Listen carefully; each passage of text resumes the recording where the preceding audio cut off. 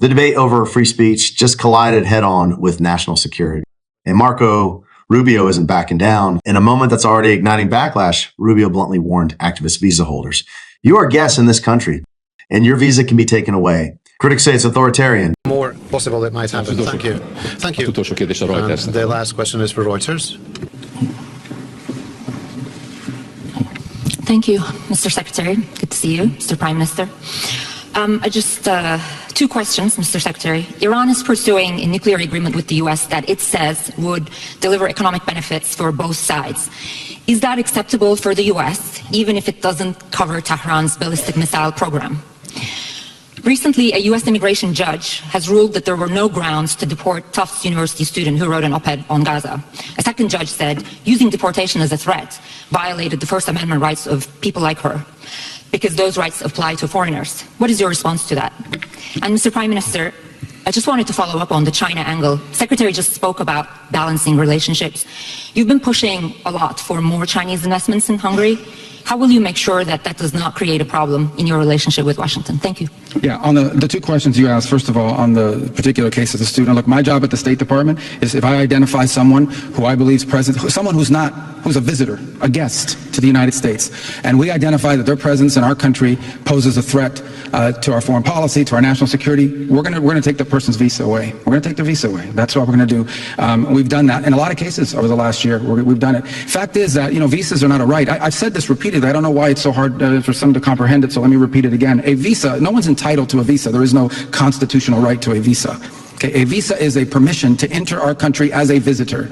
If you enter our country as a visitor, and as a visitor in our country, be it a student, a tourist, a journalist, whatever you want to be, and you undertake activities that are against the national interest, the national security of the United States, we will take away your visa. In fact, if we knew you were going to do it, we probably wouldn't have given you your visa. That's what we do. The decision to remove someone from our country after we take away our visa, that belongs to other agencies of our government. As far as judges are concerned, judges, that's a different branch of government. They're not going to tell us how to conduct the foreign policy of the United States. If they have an issue with the process by which someone was removed, then obviously that's an issue for other agencies in our government that are involved in enforcing that. All I can opine to you on is taking away someone's visas. And no judge is going to tell the executive branch how to conduct foreign policy, because that's not up to judges, that's up to the executive branch. On your first question about Iran, look, doing a deal with Iran is not easy. I said it yesterday, I'll repeat it again today. I mean, we have to understand that Iran ultimately is governed, and its decisions are governed by Shia clerics, radical Shia clerics, okay? These people make policy decisions on the basis of pure theology. That's how they make their decisions. So it's hard to do a deal with Iran. We've always said it's hard, but we're going to try.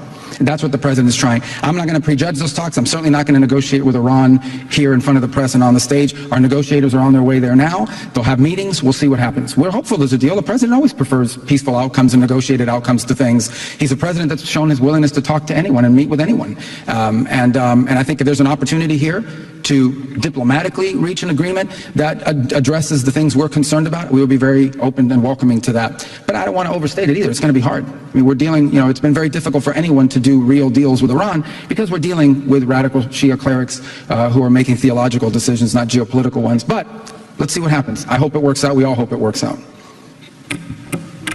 Válaszolhatok magyarul, ugye? I can answer it in Hungarian, right? Okay.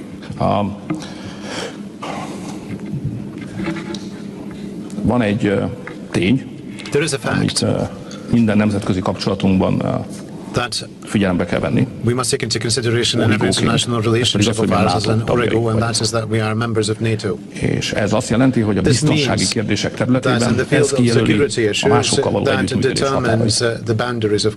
határait. És Magyarország biztonsági kérdésekben csak NATO tagállamokkal működik. Ami azon túl van, vagyis kereskedelem, pedig annak vagyunk éve, hogy minél több mindenkivel működjünk együtt. Ha pedig a mi együttműködésünk valakinek nem tetszik, bármely partnerünknek, majd szól.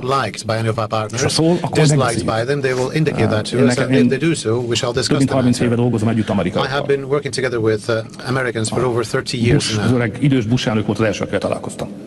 Azóta már nem President Bush Senior was the first president I met. És nekem van egy tapasztalatom az Amerikáról. And I do have an experience pertaining to legjobb, ha egyenesen és nyíltan megmondasz mindent. It is best if you share with them everything openly and clearly. Nyílt lapokkal játszunk. We play with open cards. Nyitott lapokkal játszunk.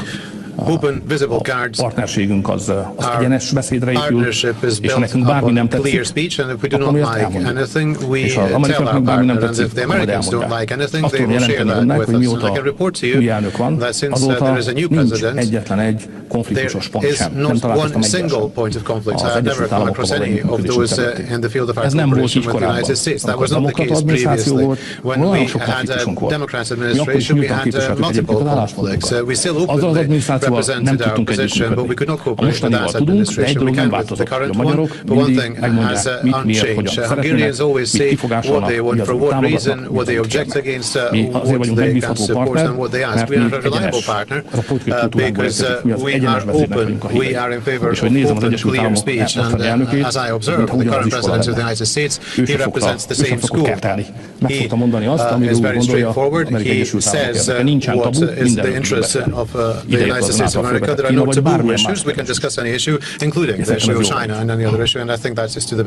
Miniszter úr, miniszterelnök úr, köszönöm szépen. Mr. Prime Minister, thank you very much. This concludes our press conference. Thank you very much for being with us today. I wish you a pleasant remaining part. This moment for Marco Rubio cuts straight to a debate Washington. Keeps dodging. Rubio isn't talking about silencing American. He's talking about foreign nationals here on visas, and his argument is blunt. A visa is a privilege, not a right. Supporters say this is basic national sovereignty. If someone enters the U.S. as a guest and engages in activities the government believes harm national interests, that permission can be revoked. End of story. Critics argue it chills speech and opens the door to abuse, but Rubio's warning is clear. Judges don't run foreign policy, and the executive branch decides who gets to stay. The real question isn't whether this sounds harsh. It's whether the U.S. still believes borders, visas, and national interests actually mean something.